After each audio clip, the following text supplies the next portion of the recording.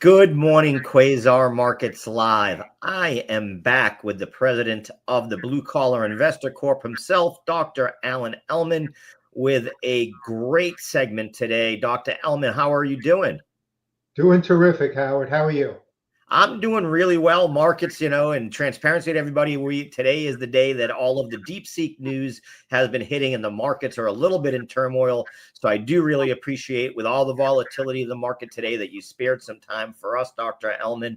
And you're going into a subject that I asked you to go over because I saw it within your blogs, and it's something that I've seen a lot of talk about on mainstream media and also on the financial sort of news networks, talking about where does option premium money go, and is trading in options truly a net zero gain?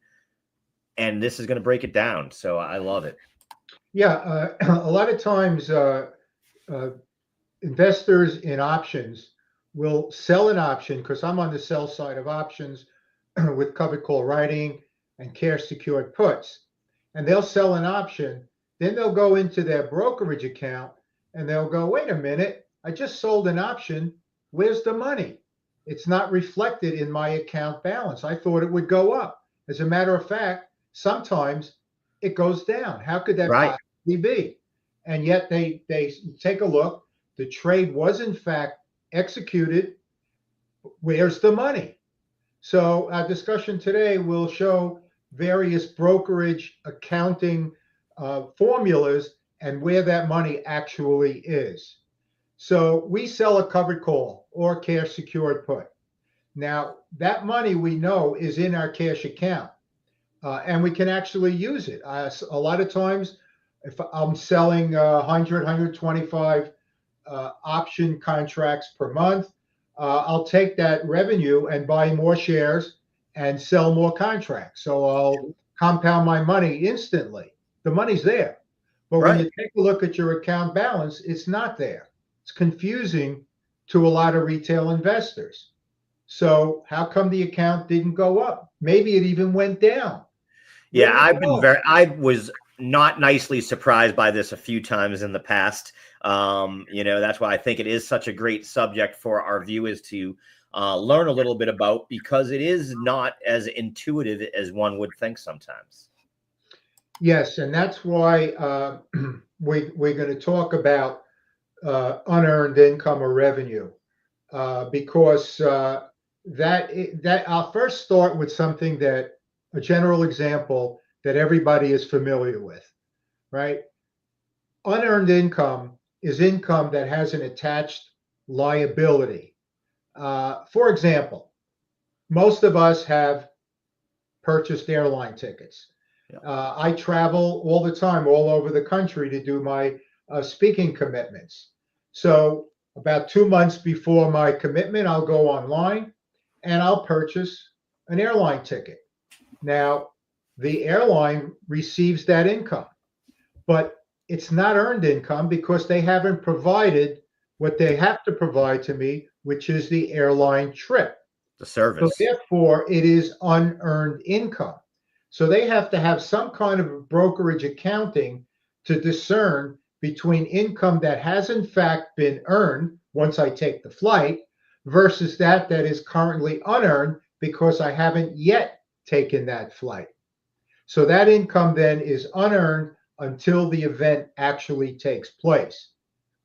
So that's a general example. We could bring That's it a into great the example that I hadn't thought about, but that's exactly right. The fact is, when someone sells you something that you're going to use in the future for an event, a ticket to a game, those are great. That is a great way. I'm putting that on my notes here. A great way to explain that to someone who's having trouble understanding what that means. Yeah. So, if we could bring it into the wonderful world of option selling, which is where I reside.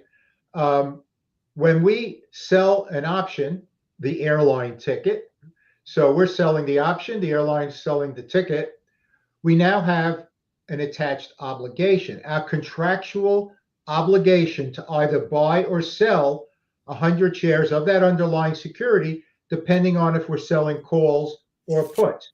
So that is our attached liability.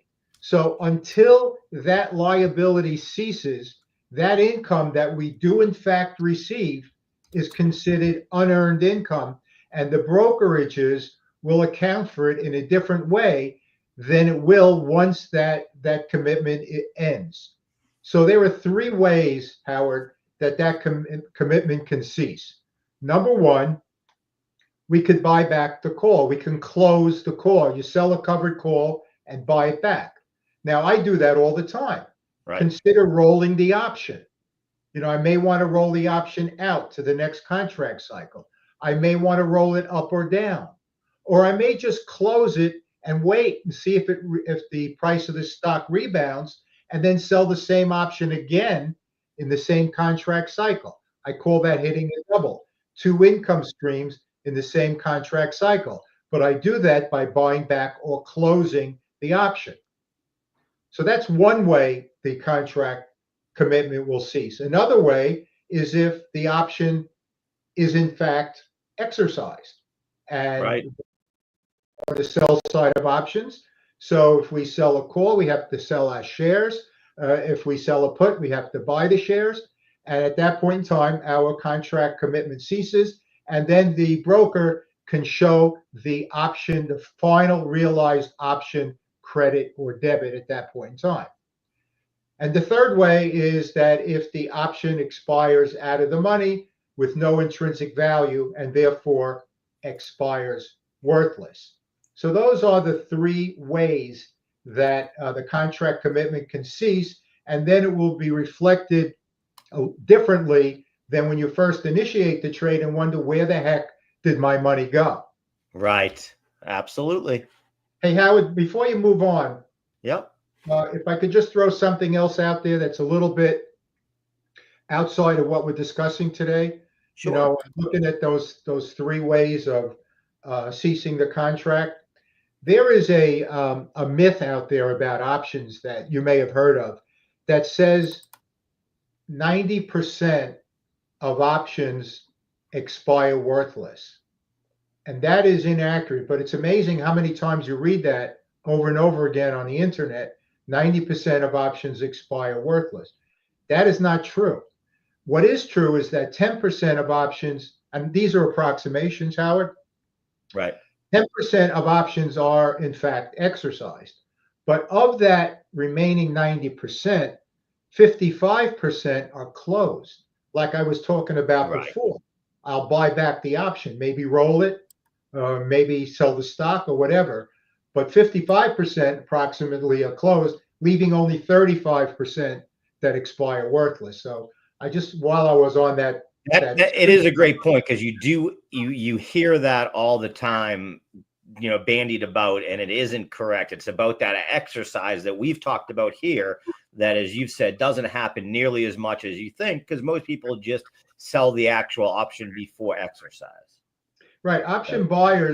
Most option buyers don't want to be share owners or share sell. They want to be directionally correct and leverage that option to generate a lot of income. And when you just naked options, you have the opportunity to generate a lot of income if you're directionally correct.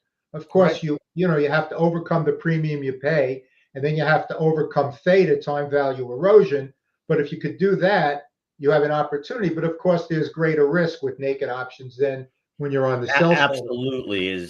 That's something I learned the hard way also, of holding some options that were very well in the money at one point, and then watching theta and the others, and a little bit price move the wrong way can get you. So that is why a lot of traders do that and don't hold till exercise.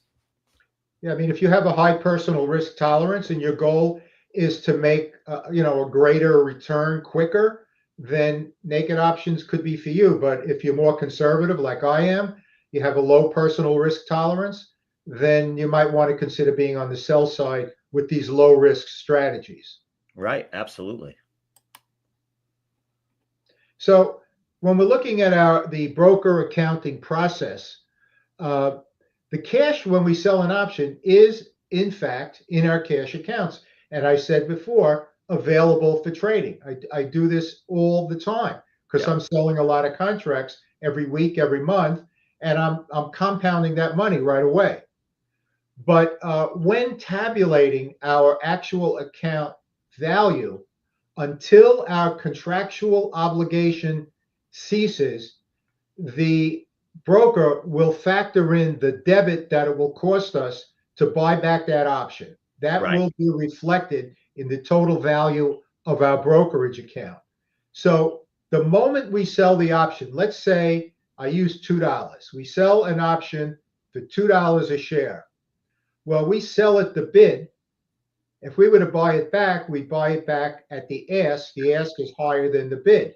So let's say the bid price was $2, 200 per contract. It may cost us 210 to buy back that option. So at that point in time, when we sell the option, we go to our account value. It could be down $10 per contract, Yep. and you're expecting it to be up, by $2 a contract, Yeah. 200 per contract. So that's I get these panic emails all the time. I'm Something sure. went wrong. I did something wrong. How did this happen? On and on and on. I got to calm them down and explain to Yeah. them what we're talking about today. Exactly what Big Beat had to do with me. Steve got that panic call one day. Steve, you told me we made money. What's going on? This account is down. I don't know. What did I do wrong? It was more of a panic of what did I do wrong? Did I buy when I was selling and selling when I was buying? And he quickly said, hey, look at your cash amount versus the account balance. Right.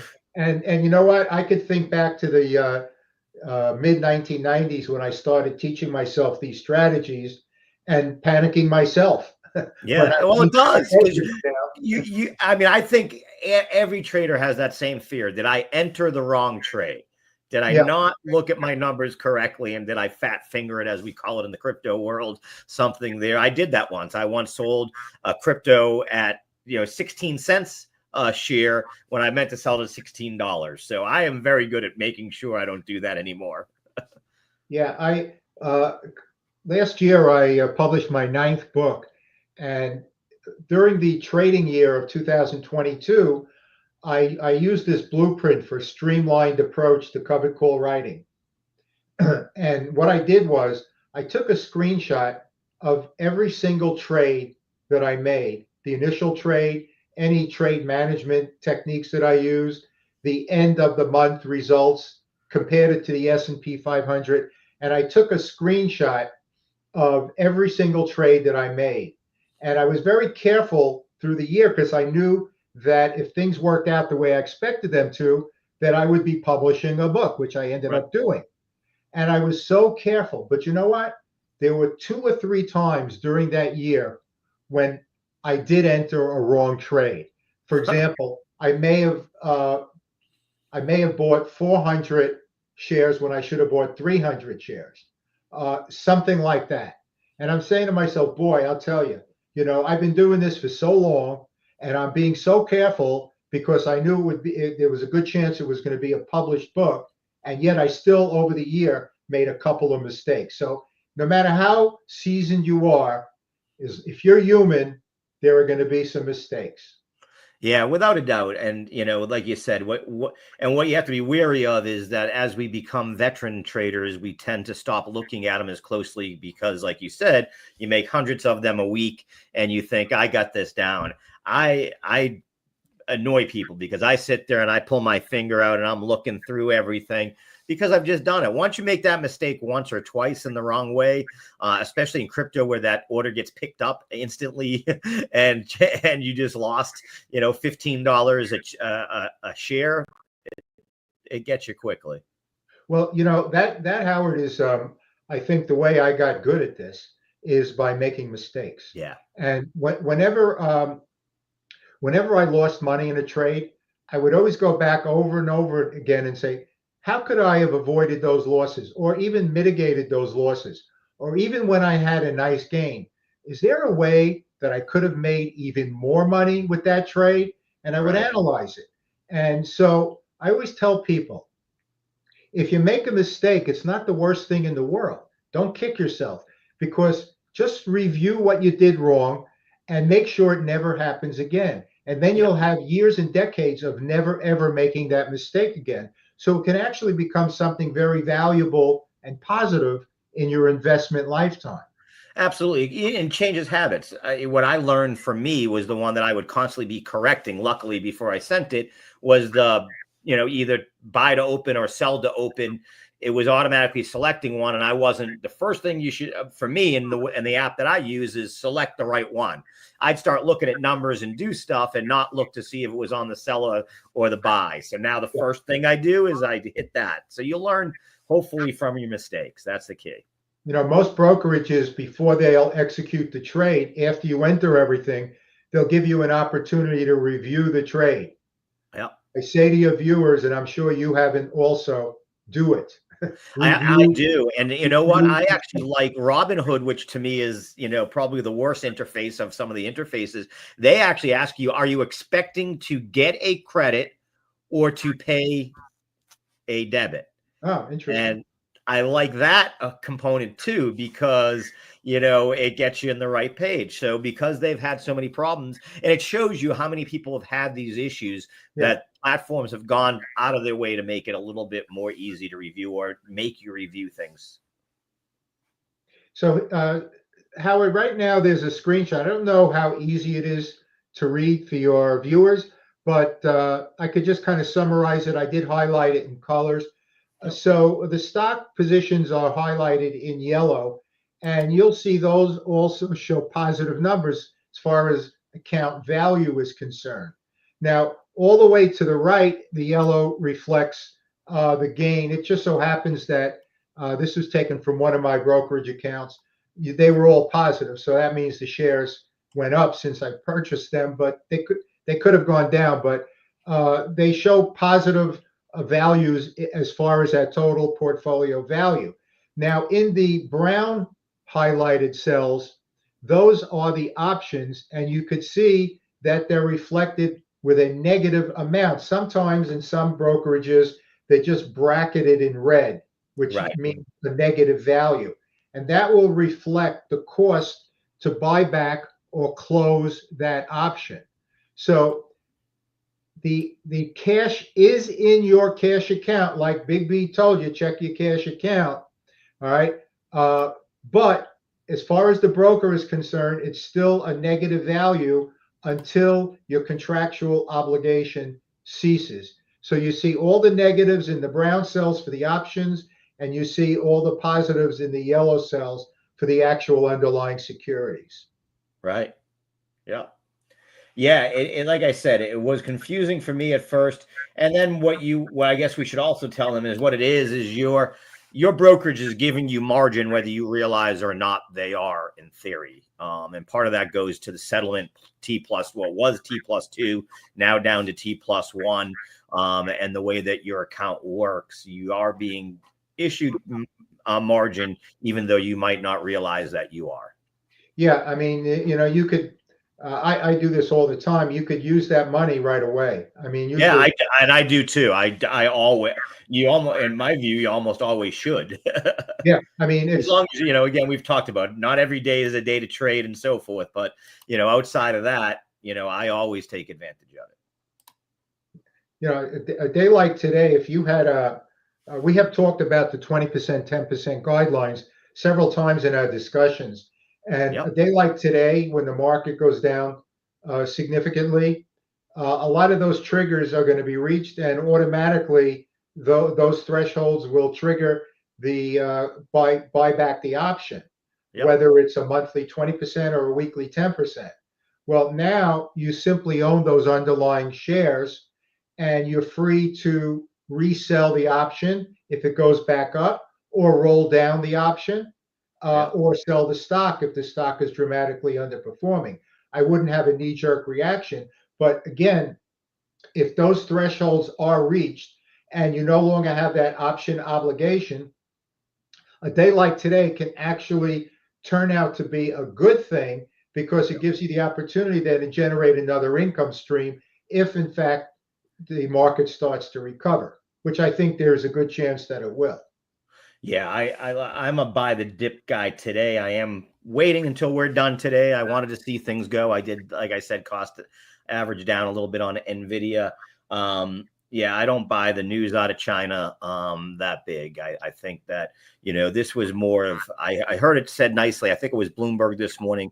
This is sort of the AI Sputnik moment where Oh, the US is being put on notice that we're not the only ones in this race to the, in that days, it was the race to the moon. In this case, it's a race to AI supremacy.